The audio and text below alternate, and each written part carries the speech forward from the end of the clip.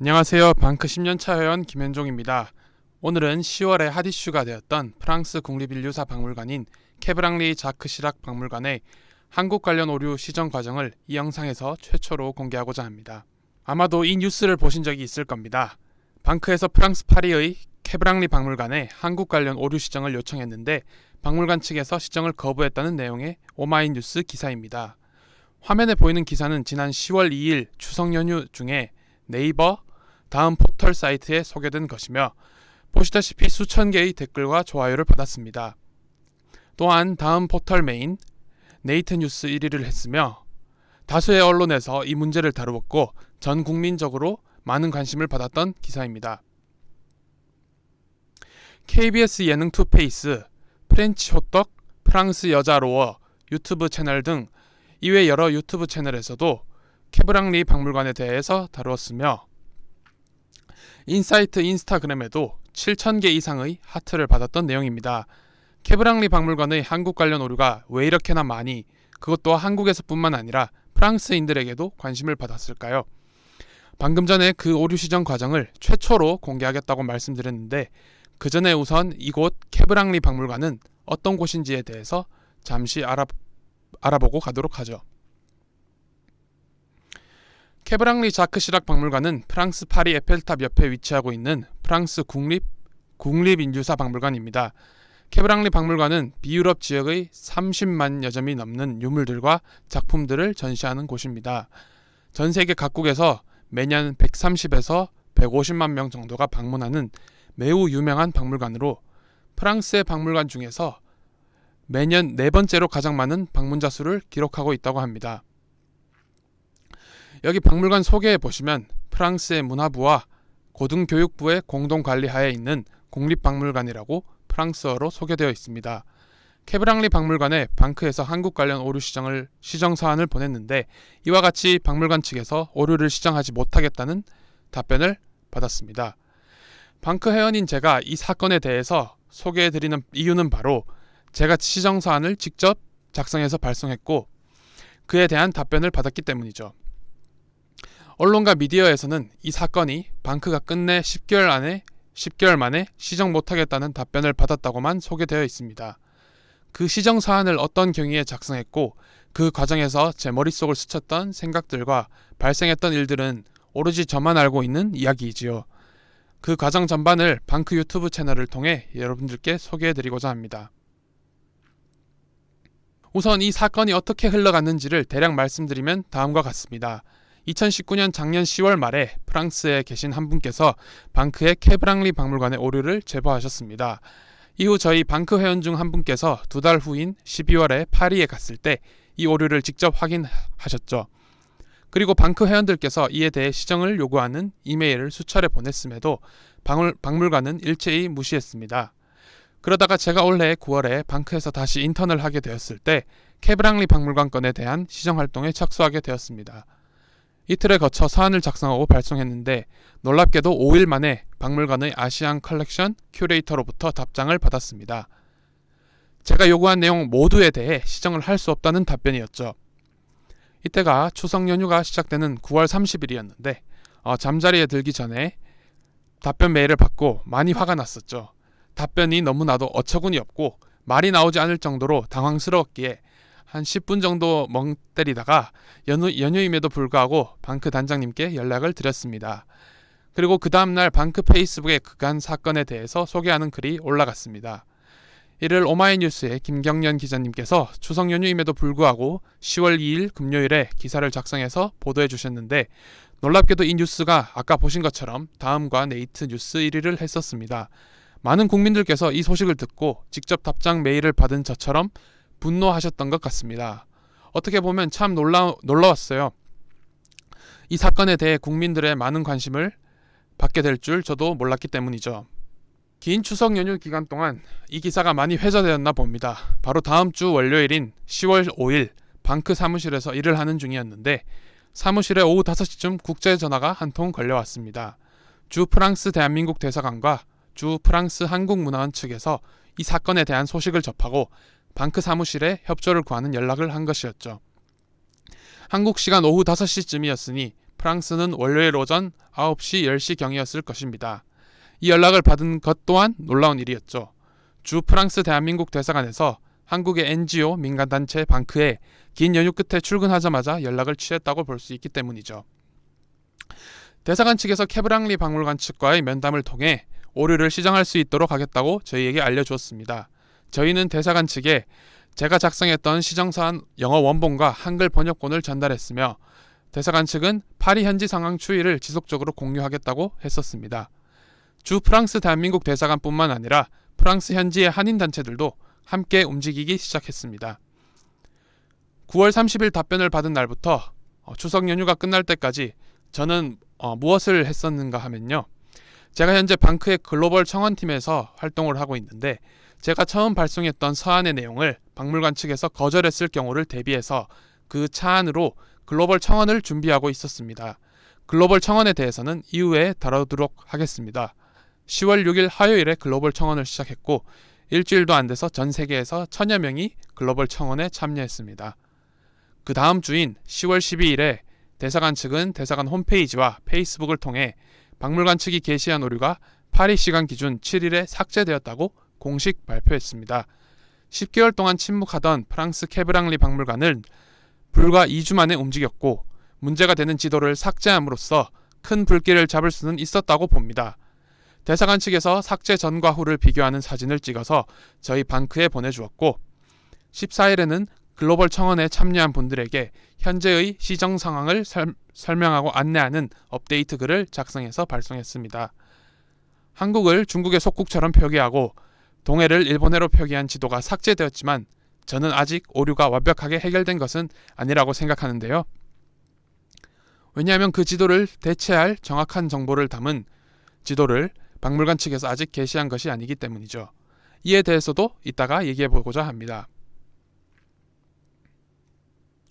지금부터는 제가 보낸 서한에 대해서 알려드리고자 하는데요. 이 서한의 전문은 방크의 21세기 이순신 오류시정 프로젝트 사이트의 시정사안 데이터베이스에 등재되어 있으니 전문을 직접 확인하시고 싶으신 분은 이 사이트를 참고하시면 됩니다. 참고로 케브랑리 박물관에 보낸 서한은 당연히 영어로 먼저 작성한 후 발송하였으며 이 영상에서 소개하는 내용은 모두 영어를 한국어로 번역한 내용을 다루고 있습니다. 영어 서한 원본 전문을 확인하시고 싶다면 이 사이트에 들어가서 보실 수 있습니다. 지금부터 소개해드릴 내용은 그 어느 언론에서도 다루지 않은 저 김현종만의 이야기입니다. 한번 같이 들어보시죠. 서한의 서론에서는 이와 같은 내용을 다루었습니다. 보시다시피 제가 참여하고 있는 방크 활동에 대해 간략하게 소개했고 앞서 작년 12월에 박물관을 방문했다고 언급한 방크 회원에 대한 이야기도 서한에 담았습니다. 다음으로는 상세하게 오류를 설명했습니다. 바로 이 지도에 나타난 세 가지 오류를 상세하게 언급한 것인데요. 도무지 이해할 수 없는 것이 한국이 왜 국경선도 없고 이름도 없고 마치 중국 영토인 것처럼 표현되어 있냐는 것입니다. 남한과 북한의 경계도 없고 또 동해가 메우드자폰, 일본해라고 표기되어 있다는 것도 알렸습니다. 전 세계적인 전염병이 유럽을 휩쓸고 있었기에 케브랑리 박물관도 문을 잠시 닫았다는 것을 구글 검색을 통해 알게 되었습니다.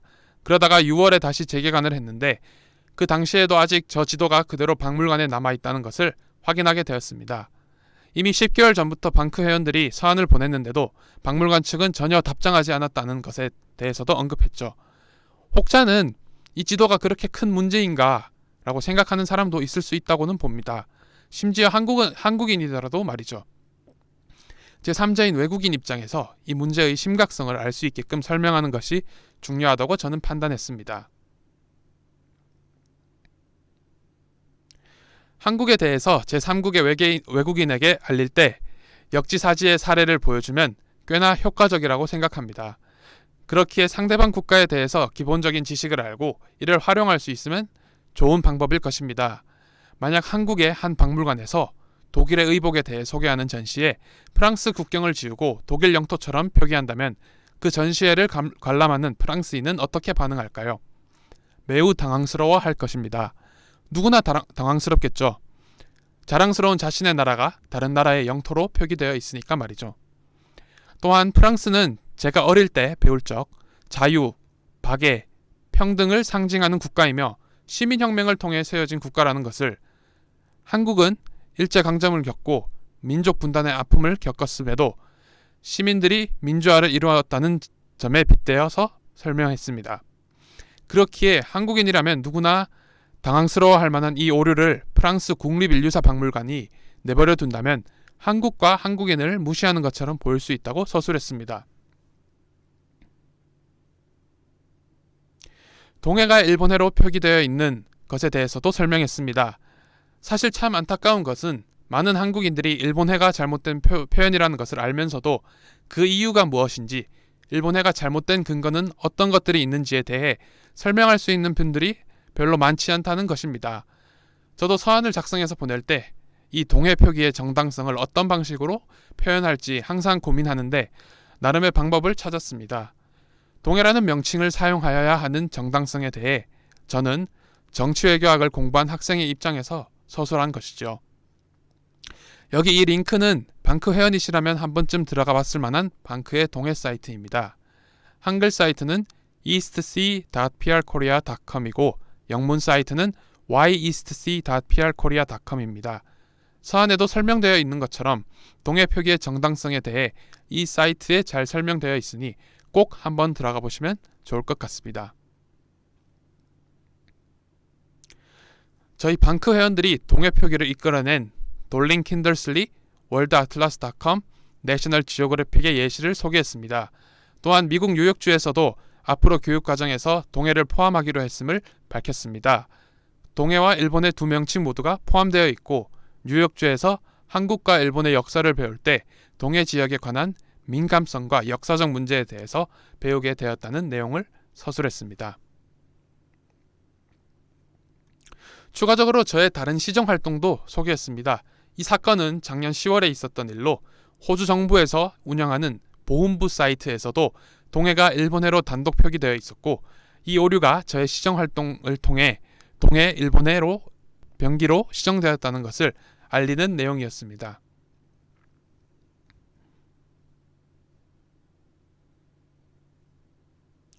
이제 본론의 마지막 부분인데요. 어쩌면 앞서 서술한 내용들은 이 내용을 말하기 위한 예비 단계라고 생각하고 지금부터가 정점, 클라이맥스라고 봅니다.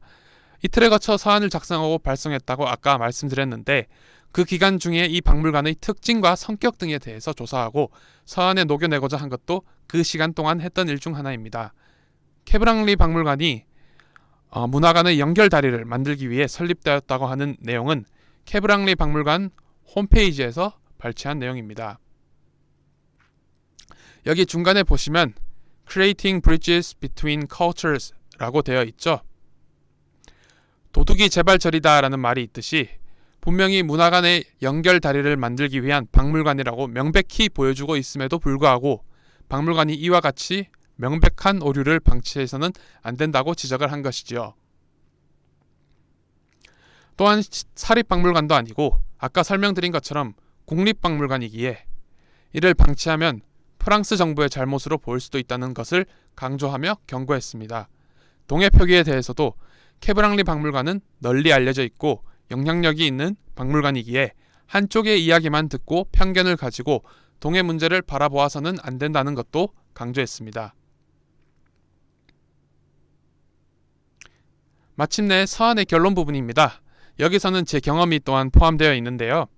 제가 대학에 다니면서 들은 수업 중에 프랑스에서 유학하신 교수님께서 해주신 이야기를 서한에 담았습니다. 여러분들은 혹시 알고 계시나요? 프랑스에서는 역사 교과서와 지리 교과서가 각각 별개로 존재하지 않는다는 것을요. 프랑스에서는 역사 지리로 합쳐진 한 과목을 배웁니다. 프랑스의 역사와 지리는 떼려야 뗄 수 없는 존재로 보기 때문이고 현대의 관점만으로 역사와 지리를 바라보는 것을 탈피하고 시공간을 초월한 관점에서 배우기 때문이죠. 저의 입장에서 상대방인 프랑스의 문화와 역사를 조금이나마 이해하고 있음을 보여주는 한 예시라고 생각합니다. 이와 더불어 무엇보다도 이 박물관이 방치한 문제의 가장 심각한 점은 이 박물관을 방문하는 모든 관람객들이 이 지도를 보고 한국에 대해 잘못된 정보를 배워갈 것이라는 점이었습니다. 이 문제를 방치하면 케브랑리 박물관이 제공하는 이미지와 신뢰에 큰 문제가 생길 수 있음을 경고했습니다. 서한을 마무리하는 부분에서는 이 문제에 대해서 박물관 측이 경각심을 느끼고 올바른 지도를 게시하는 것이 빠른 시일 내에 이루어져야 한다는 점을 강조했습니다. 올바른 지도가 게시되어야만 시정이 제대로 된 것이기 때문이죠.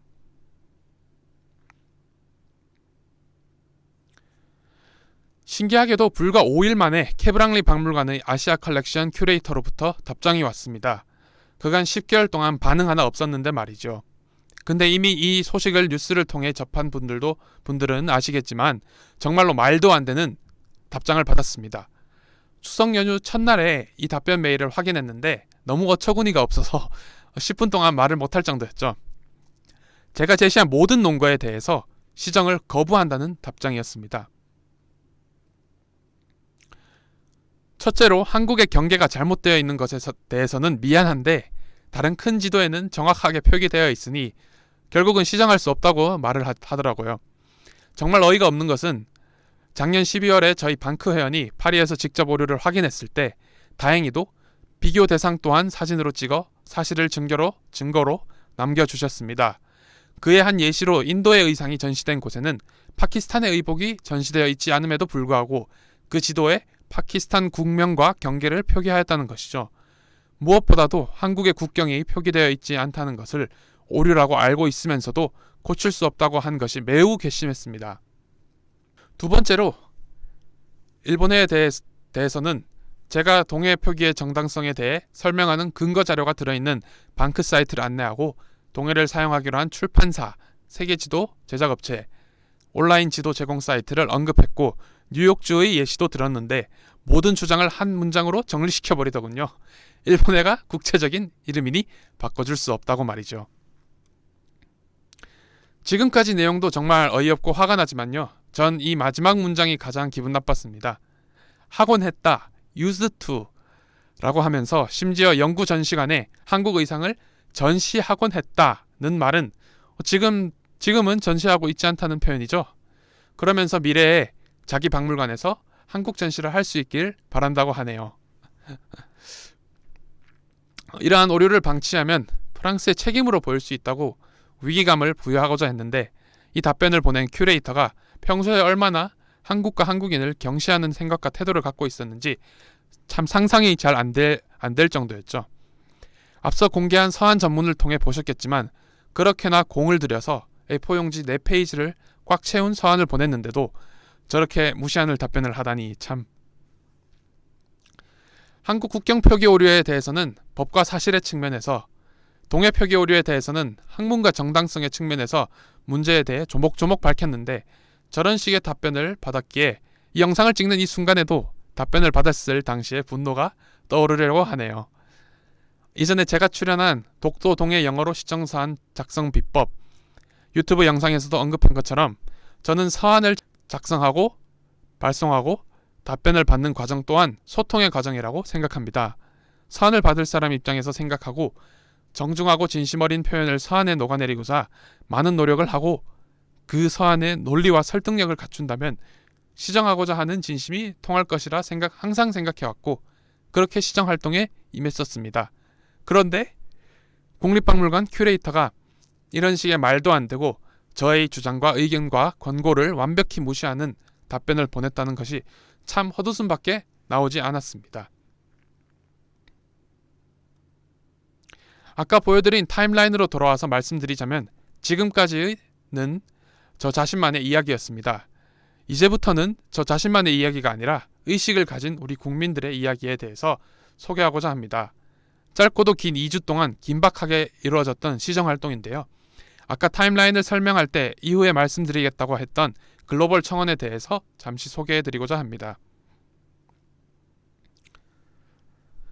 저는 작년 9월부터 지금까지 방크의 글로벌 청원팀에서 활동을 하고 있습니다. 2020년 11월 현재까지 총 29개의 글로벌 청원을 진행했는데 프랑스 국립인류사 박물관의 한국 역사 오류 시정을 요구합니다. 라는 제목의 청원은 25번째 글로벌 청원입니다. 이 청원 내용은 maywespeak.com/exhibition에서 확인하실 수 있습니다. 이 청원은 제가 쓴 서한 내용과 함께 박물관 큐레이터의 태도와 생각에 대해서 반박하는 내용을 주로 담고 있습니다. 국립인류사박물관에서 한국 영토 표기 오류와 동해 표기 오류라는 반인류사적인 전시를 하고 있다는 것을 하나의 큰 소재로 삼았습니다.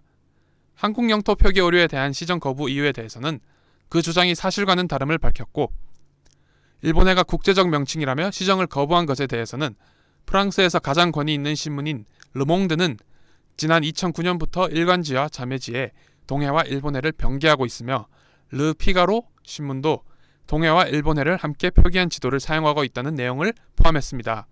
또한 프랑스의 양대 지도 제작사인 라루스 출판사와 뮤슐랭이 발간한 세계 지도들도 2012년부터 동해와 일본해를 함께 사용하고 있다고 말이죠. 또한 프랑스 국민이 가장 많이 사용하는 라루스 출판사의 백과사전에 동해와 일본해를 같이 사용하고 있다는 내용도 이 글로벌 청원에 담았습니다.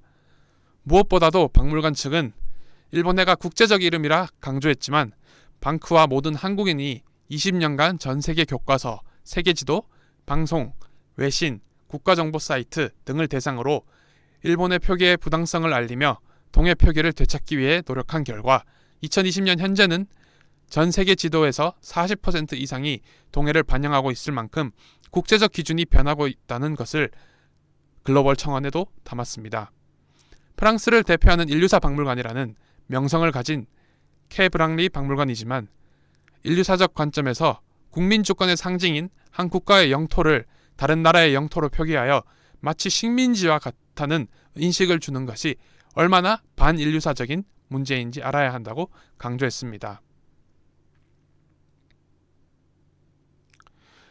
말씀드렸다시피 5일 만에 1000명이 넘는 세계인들이 이 글로벌 청원에 동참했고, 그로부터 일주일 후에 정말 변화가 이루어졌습니다. 박물관이 제 서한에 대해 반응을 보인 이후 이렇게나 빠른 시간 내에 많은 분들이 문제에 공감하고 청원에 참여했으며 문제를 인지하고 행동에 나섰습니다.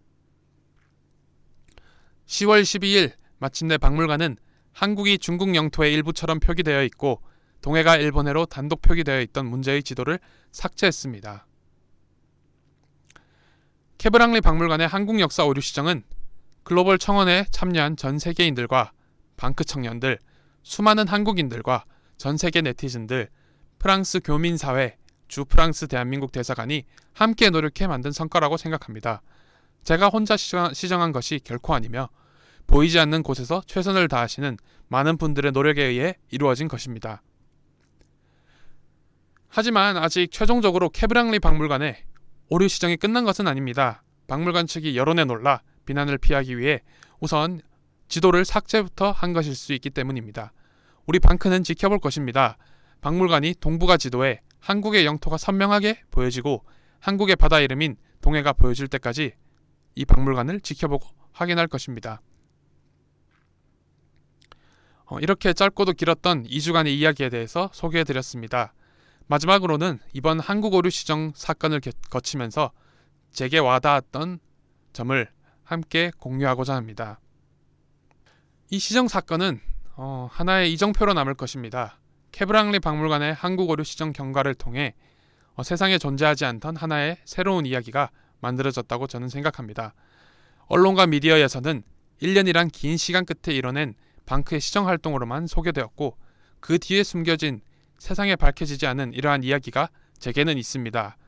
제가 촬영하고 있는 이 방크 유튜브 영상이 다음과 네이트의 탑뉴스에 소개되지는 않지만 이 영상을 통해서라도 이 오류 시정 활동 과정이 기록에 남고 또 이후에 한국 오류 시정 활동을 하는 의식을 가진 모든 한국인들에게 도움이 될 수 있기를 바라는 작은 소망이 제게는 있습니다.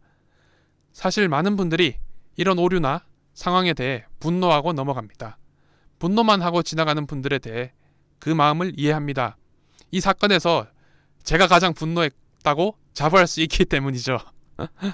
하지만 분노로만 멈춰서는 안 된다고 말씀드리고 싶습니다. 영상 초반부에 보여드린 다음 기사의 베스트 댓글에는 좋아요가 무려 12,500개나 달려 있습니다. 그 내용은 바로 한국의 박물관에서 프랑스를 독일의 영토로 표기하겠다고 서한을 보내면 되겠다인데요. 이는 프랑스 박물관의 답변과 태도에 대한 풍자와 분노를 표현한 것이겠지만 저는 의식이 있는 한국인들이라면 이러한 풍자와 분노에서 멈춰서는 안 된다고 알려드리고 싶습니다. 우리가 우리의 것을 지키기 위해서는 우리가 경각심을 가지고 행동하며 실천해야 합니다. 동해 표기 오류에 대해서도 마찬가지입니다. 많은 한국인들이 일본해가 잘못된 명칭이라는 것만 알지 그 주장에 대해서 반박할 줄을 모르는 경우가 허다합니다. 일본해라고 표기되어 있는 것을 발견했을 때 화만 내는 것은 아무런 효과를 불러오지 못합니다. 그 다음으로 우리가 해야 할 일, 그에 대응할 수 있는 일에 대해 생각해야 한다는 것입니다. 사실 저희 방크는 한국에 관한 오류 제보를 시시때때로 받고 있습니다. 그렇기 때문에 저희에게는 이런 오류를 접하는 것이 너무나 일상이기에 케브랑리 박물관의 오류 자체는 그렇게 큰 충격도 아닙니다. 하지만 이번 프랑스 파리의 국립인류사 박물관 케브랑리 자크 시락 시전권은 종합 오류 선물 세트라고 표현하고 싶습니다. 명백한 오류도 문제지만 더 큰 문제인 박물관 큐레이터의 생각과 표현이 무엇보다도 많은 감정을 느끼게 해주었습니다. 그와 동시에 여러 언론과 미디어에서 이 사건이 소개되며 많은 국민들에게 경각심을 불러일으킨 사건이라고 생각합니다. 한국이 역사상 그 어느 때보다도 현재 많이 알려지고 있는 이 현실을 살아가면서 한국과 한국의 역사에 대한 인식과 그 실상은 그만큼도 전 세계에 올바르게 알려지지 않다고 있다는 점을 일깨워준 사건이라고 저는 봅니다.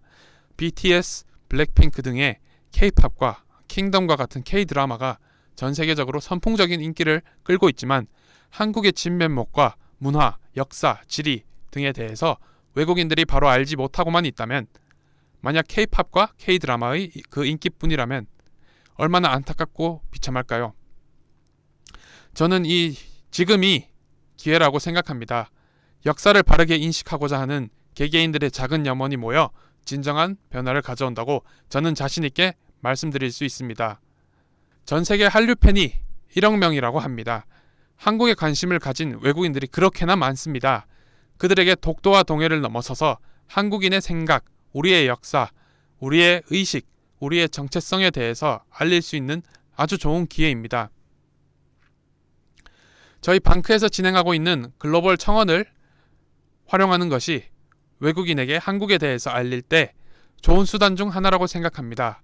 작년 9월 글로벌 청원팀을 함께 꾸려나갈 때는 1년 만에 29개의 글로벌 청원을 진행할 줄은 꿈에도 몰랐습니다.